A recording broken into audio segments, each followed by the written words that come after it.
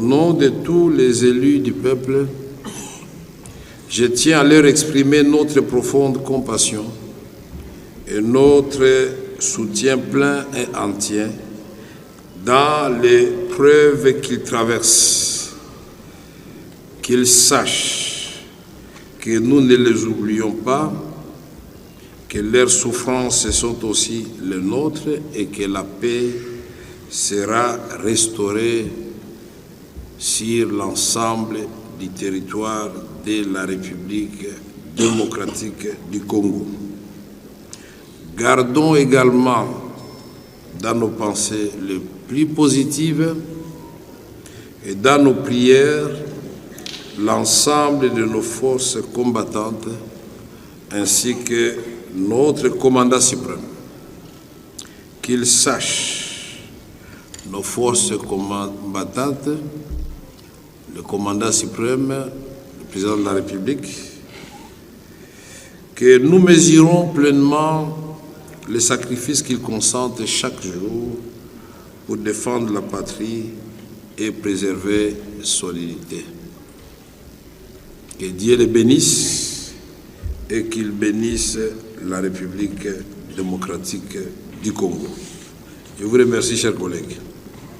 À ce jour, il est de notoriété publique que la situation sécuritaire à l'est du pays demeure préoccupante.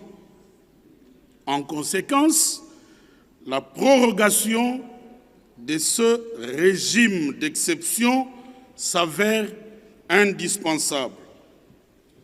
Elle permettra, comme par le passé, à nos forces de défense et de sécurité de continuer à faire face aux multiples tentatives de balkanisation et d'attaque des coalitions terroristes M23, RDF, AFC et d'autres forces négatives.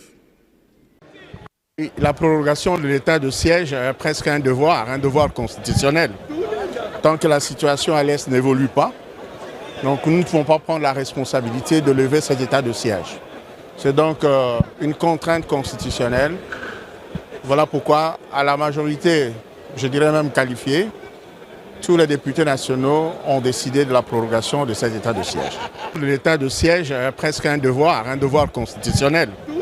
Tant que la situation à l'Est n'évolue pas, donc nous ne pouvons pas prendre la responsabilité de lever cet état de siège. C'est donc une contrainte constitutionnelle. Voilà pourquoi, à la majorité, je dirais même qualifiée, tous les députés nationaux ont décidé de la prorogation de cet état de siège. Maintenant, je suis intervenu aussi pour demander que le bureau puisse inscrire dans le calendrier de cette session ma proposition de loi. La proposition de loi fixant les conditions d'organisation du référendum dans notre pays conformément à l'article 5 de la Constitution.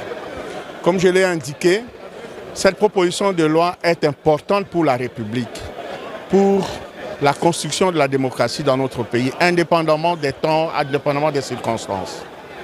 Et cette proposition de loi a pour objet d'abord de déterminer l'objet même du référendum.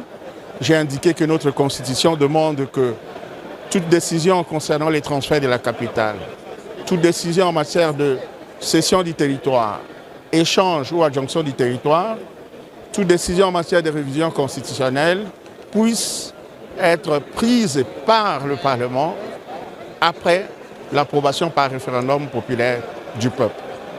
Et comme nous n'avons pas de loi qui organise les conditions d'organisation de ce référendum, j'ai proposé et déposé depuis le 14 décembre dernier au bureau du président de l'Assemblée nationale cette proposition de loi.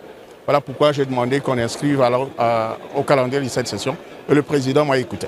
Aujourd'hui, nous avons eu la séance pour prolonger l'état de siège. Comme vous le savez, nous le faisons tous les 15 jours. Et profitant justement de cette situation et vu l'actualité, comme vous le savez, il y a 48 heures, la cité de Walikale Centre est tombée. Il était donc important pour nous de venir à cette plénière et parler au nom des populations de Walikale. Aujourd'hui, il s'avère qu'il y a une crise humanitaire grave qui est causée par la chute de Walikale, parce que toute la population de la cité... J'ai presque un devoir constitutionnel. Tant que la situation à l'Est n'évolue pas, donc nous ne pouvons pas prendre la responsabilité de lever cet état de siège. C'est donc une contrainte constitutionnelle. Voilà pourquoi, à la majorité, je dirais même qualifiée, tous les députés nationaux ont décidé de la prorogation de cet état de siège. Maintenant, je suis intervenu aussi pour demander que le bureau puisse inscrire dans le calendrier de cette session ma proposition de loi. La proposition de loi fixant les conditions d'organisation du référendum dans notre pays conformément à l'article 5 de la Constitution.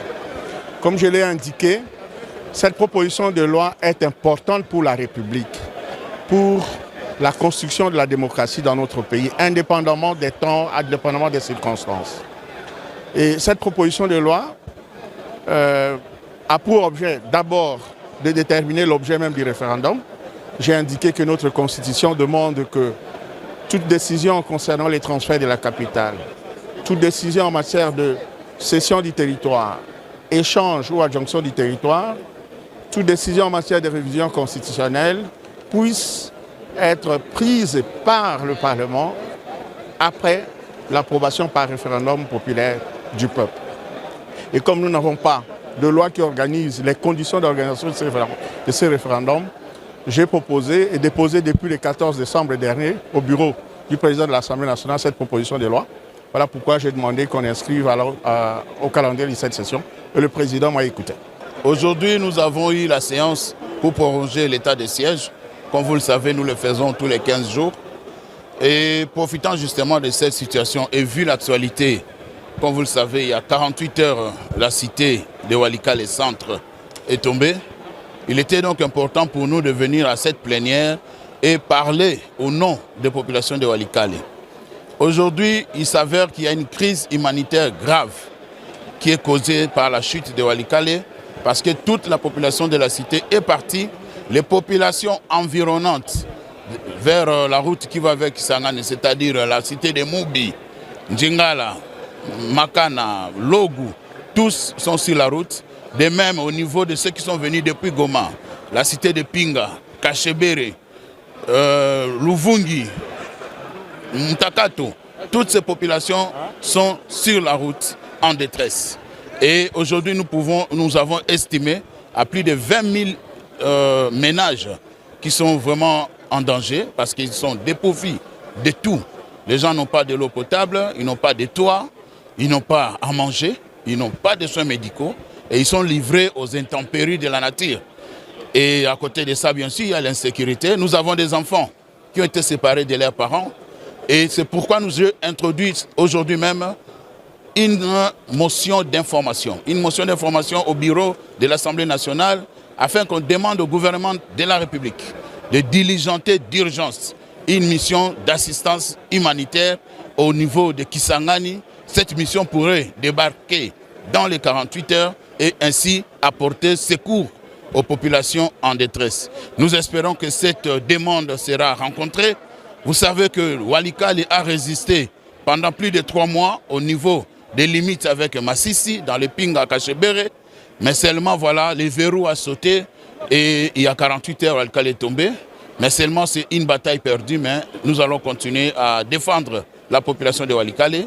Et à cette population, nous disons courage, restons ensemble et nous allons continuer ce combat pour la liberté, continuer ce combat pour restaurer notre souveraineté. C'était simple, comme vous le dites, dans le contexte du calendrier qui va marquer le canevas pour nos travaux pour cette session de mars.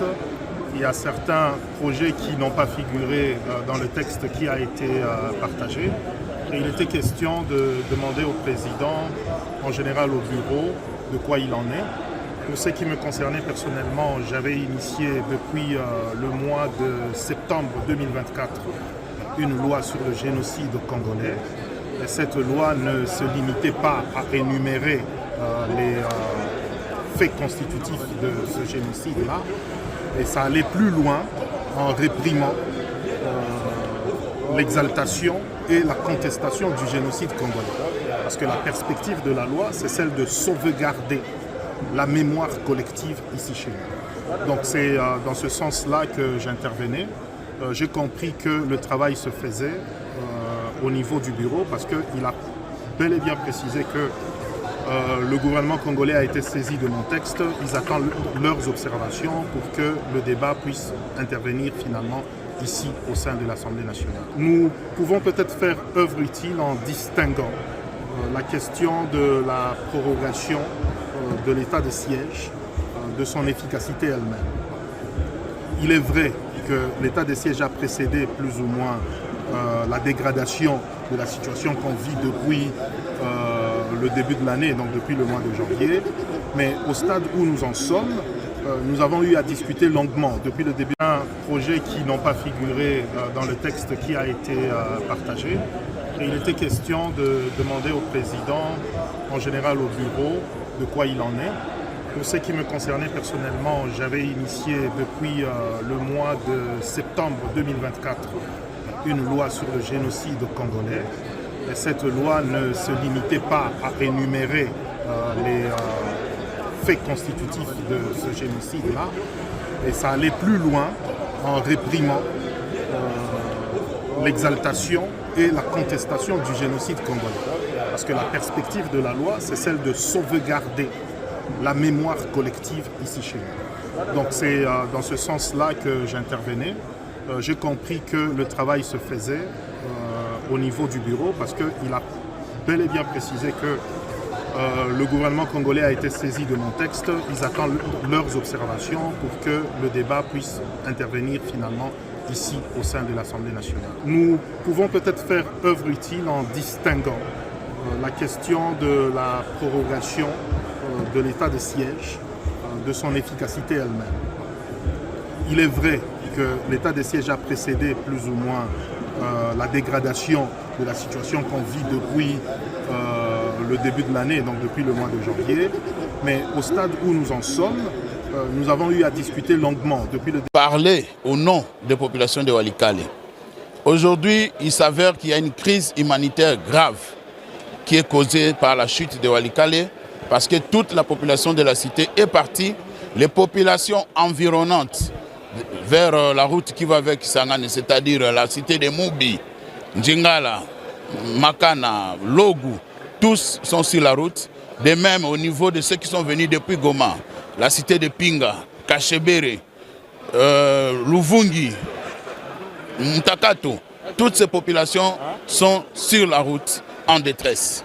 Et aujourd'hui, nous avons estimé à plus de 20 000 ménages qui sont vraiment en danger parce qu'ils sont dépourvus de tout. Les gens n'ont pas de l'eau potable, ils n'ont pas de toit, ils n'ont pas à manger, ils n'ont pas de soins médicaux et ils sont livrés aux intempéries de la nature. Et à côté de ça, bien sûr, il y a l'insécurité. Nous avons des enfants qui ont été séparés de leurs parents et c'est pourquoi nous introduisons aujourd'hui même une motion d'information. Une motion d'information au bureau de l'Assemblée nationale afin qu'on demande au gouvernement de la République de diligenter d'urgence une mission d'assistance humanitaire au niveau de Kisangani. Cette mission pourrait débarquer dans les 48 heures et ainsi apporter secours aux populations en détresse. Nous espérons que cette demande sera rencontrée.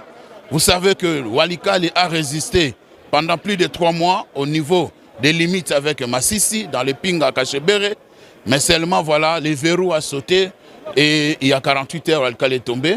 Mais seulement c'est une bataille perdue, mais nous allons continuer à défendre la population de Walikale. Et à cette population, nous disons courage, restons ensemble et nous allons continuer ce combat pour la liberté, continuer ce combat pour restaurer notre souveraineté. C'était simple, comme vous le dites, dans le contexte du calendrier qui va marquer le canevas pour nos travaux pour cette session de mars. Il y a certains projets qui n'ont pas figuré dans le texte qui a été partagé. Et il était question de demander au président, en général au bureau, de quoi il en est. Pour ce qui me concernait personnellement, j'avais initié depuis le mois de septembre 2024 une loi sur le génocide congolais. Et cette loi ne se limitait pas à énumérer les faits constitutifs de ce génocide-là. Et ça allait plus loin en réprimant l'exaltation et la contestation du génocide congolais. Parce que la perspective de la loi, c'est celle de sauvegarder la mémoire collective ici chez nous. Donc c'est dans ce sens-là que j'intervenais. J'ai compris que le travail se faisait au niveau du bureau parce qu'il a bel et bien précisé que le gouvernement congolais a été saisi de mon texte. Ils attendent leurs observations pour que le débat puisse intervenir finalement ici au sein de l'Assemblée nationale. Nous pouvons peut-être faire œuvre utile en distinguant la question de la prorogation de l'état de siège, de son efficacité elle-même. Il est vrai que l'état de siège a précédé plus ou moins la dégradation de la situation qu'on vit depuis le début de l'année, donc depuis le mois de janvier. Mais au stade où nous en sommes, nous avons eu à discuter longuement depuis le début.